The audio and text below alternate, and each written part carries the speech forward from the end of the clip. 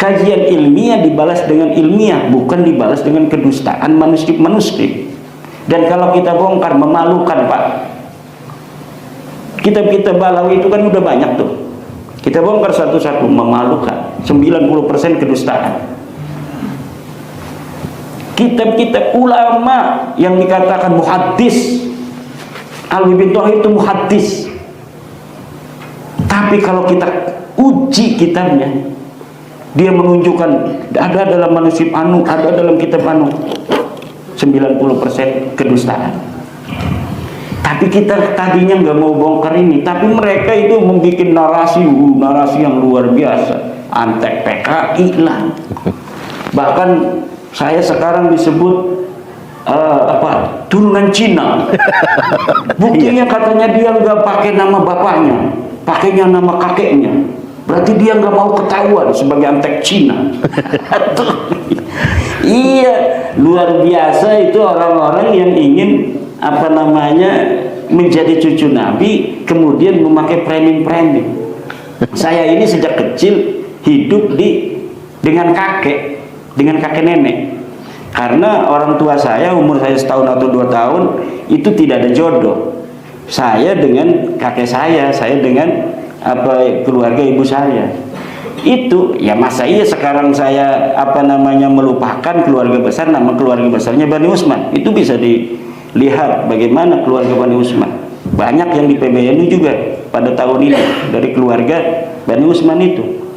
Nah, banyak juga yang jadi politisi dan lain sebagainya. Nah, sebagai keluarga besar kayak kita ingin berterima kasih karena saya dididik sejak kecil di dalam keluarga itu yang melindungi kita dan sebagainya. Nah, kita menggunakan nama barokah daripada kakeknya ibu saya itu, namanya Usman. Saya menggunakan Imaduddin Usman. Katanya itu kenapa dia menggunakan kakek dari ibunya? Karena bapaknya itu antek daripada komunis Cina. Ya Allah. Ini yang ngomong sekelas Imam Jumbo. Nah, ini kita yang begini-begini tidak mau menanggapi, dia cuma banyak yang klarifikasi. Tadi juga ada yang SMS dari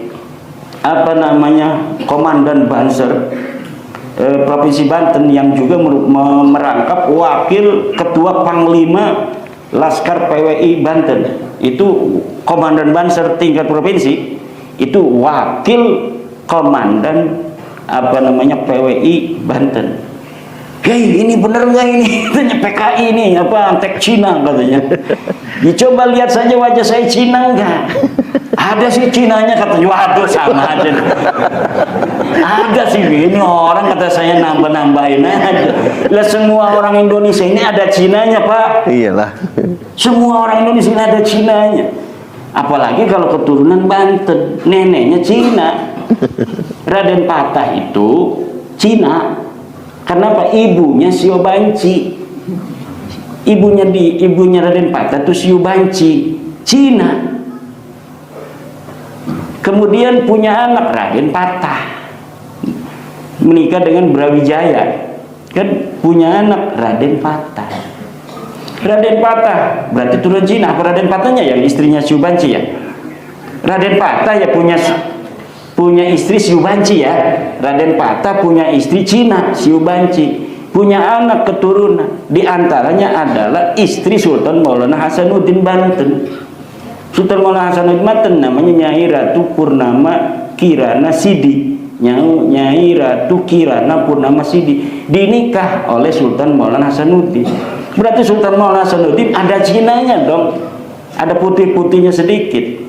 Ya terus ke anak-anak cucunya sampai ke kita hari ini ya ada Cinanya sedikit. Iya kan? Terus lagi apalagi orang Lampung Palembang, makanya masih putih-putih. Kalau yang ada agak hitam itu pasti yang dari Jawa, dari Banten, dari Sunda atau dari Jawa Tengah, Jawa Timur. Kalau yang ada mentereng sedikit asli berarti. Ya, nanti kita akan kembangkan karena sudah malam di dalam tanya jawab. Yang terpenting adalah bahwa yang kita lakukan hari ini bukan karena kebencian. Lihat kitab saya 2018, saya itu ngarang kitab Al-Fiqratun Nahdiyah masih mengisbat Ba'alawi, karena yang saya ketahui Ba'alawi ini turunan Nabi waktu itu.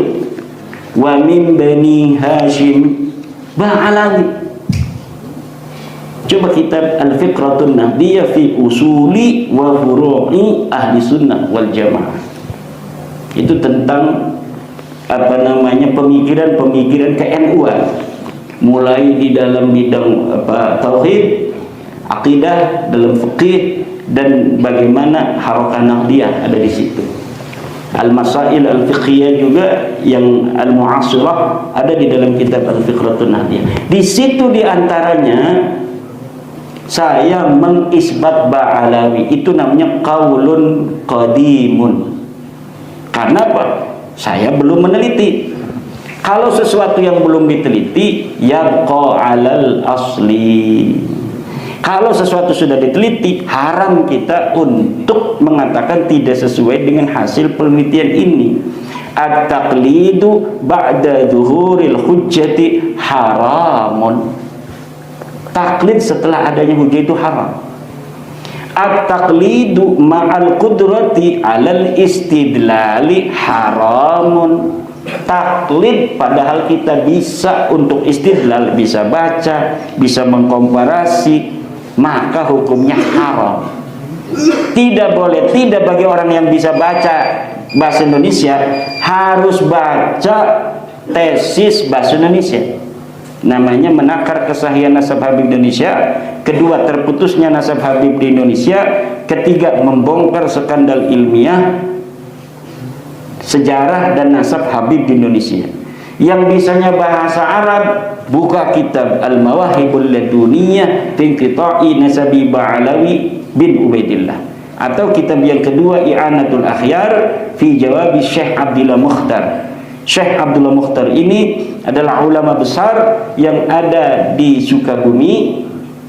Dia kelahiran Sukabumi, ayahnya, kakeknya orang Kresek, orang kampung saya ini, orang Cakung. Nah, kemudian pindah kakeknya ke Sukabumi. Nah, beliau mengaji pada para Ba'alawi. Ketika ada tesis saya ini, beliau bikin kitab. Apa itu namanya? Itu Saiful Maslul ya. Dikirimkan kepada Al-Husamul Maslul. Al-Husam itu maknanya Saif. Al-Husamul Maslul kemudian dikirimkan kepada saya, kemudian saya menjawab beliau dalam kitab I'anatul Akhyar fi Jawabi Syekh Abdullah Mukhtar. Nah, insya Allah itu dari situ aja nanti akan dapat gambaran secukupnya tentang batalnya nasab Ba'alawi. Kalau misalnya kita tidak mau membaca, kita tidak mau membacanya, ini harus pakai kertas Pak nanti ya. Jadi kita baca, di-download aja. Kitabnya di-download bisa. Sudah ada di berbagai macam web, tinggal cari menakar kesahihan nasab Habib Indonesia.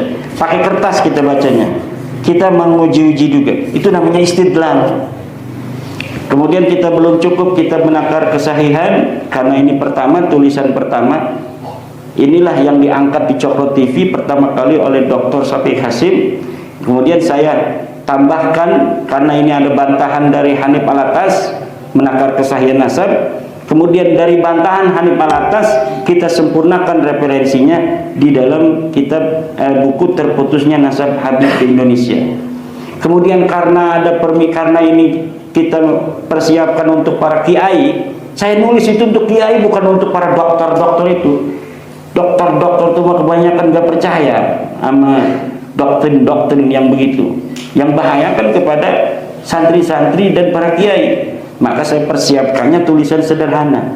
Kemudian dari dokter-dokter ini, coba dong nulis secara ilmiah. Oke, kalau secara ilmiah kan ngebulet itu bahasanya. Saya kemudian membuat lagi sebuah buku judulnya Membongkar Skandal Ilmiah Sejarah dan Nasab Habib di Indonesia. Itu semuanya bisa di-download. Nah, itu lebih mudah, tetapi dalil-dalilnya itu lebih lengkap karena itu yang terakhir. Membongkar skandal ilmiah itu lebih terakhir, lebih lengkap, tetapi cara bacanya susah. Karena banyak istilah-istilah modern, istilah-istilah populer yang memang saya tulis itu untuk kalangan akademisi. Dan ini udah banyak saya mendapat undangan untuk bulan Juli, Agustus dari kampus-kampus yang ada di Indonesia. Mungkin untuk ke depan ceramah-ceramah umum itu akan tidak efektif, karena sebenarnya dalilnya udah cukup. Tinggal sekarang kita uji daripada kesimpulan ilmiah saya itu di kalangan para akademisi. Walaupun akan menghadapi hambatan juga, karena kebanyakan akademisi tidak bisa baca kitab kuning. Kalau kiai bisa baca, tetapi beliau minim metodologi, lebih utama husnudzon. Kitab kuningnya pinter, tapi husnudzonnya lebih kuat daripada penelitiannya. Takut aja kalau berbeda dengan kiai begitu tuh. Apalagi ada pondok pesantren ngancem alumninya loh. Kalau alumni pondok saya tidak sesuai dengan saya, tidak barokah. Itu kan bahaya itu sebenarnya itu. Lah ini masih ada di kalangan kita. Makanya hanya hidayah nanti yang akan bisa. Tetapi kebanyakan di Lampung ini, kiai yang undang saya kemarin itu, saya tanya, mondoknya di tempat kiai yang ngancem itu. Waduh, anaknya mondok di sana, kok kata saya bapaknya ngundang saya. Ya biarin aja katanya. Ya, demikian sementara. Wallahu wal muwaffiq ila aqwamit thoriqin. Assalamualaikum warahmatullahi wabarakatuh.